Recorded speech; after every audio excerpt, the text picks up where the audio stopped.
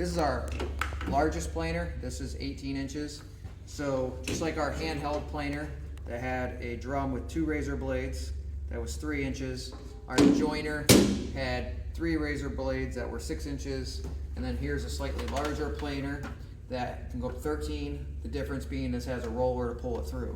So these two machines are more similar. So if you come over to this one, and I take this off, the difference is, here's your feed roller. The wood comes through this way. It planes it, and then there's another roller here to pull it out. But instead of straight razor blades, you have these small squares. So this is called a helical planer, or it's spiral. You can see that the blades kind of twist along. This cuts better, cleaner, the blades last longer, and if you get a chip in one spot, I can rotate this blade so that I can fix that. On the razor blades, if you get a chip, you have to take the blade out and change it. Okay, so on the largest planer here that does 18 inches, it smooths the wood out. So you'll go from super rough to not so rough, and then to nice and smooth. So we're going to finish running this piece through. Chips will come out the top, so I will hook this hose to it and turn the vacuum on.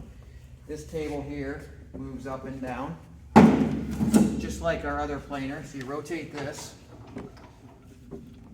You only want to do one turn each time as you run it through. Take off a 1/16 of an inch.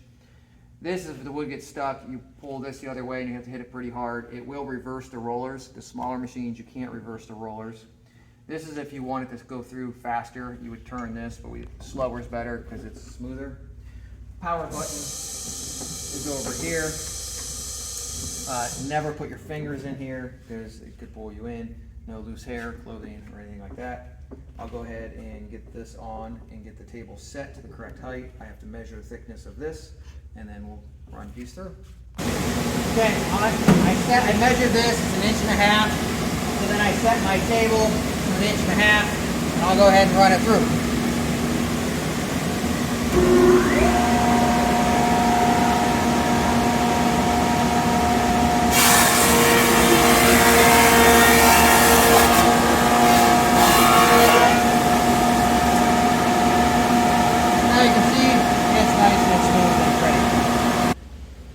So I showed you one pass on that, but it actually takes several, depending on how rough the board is.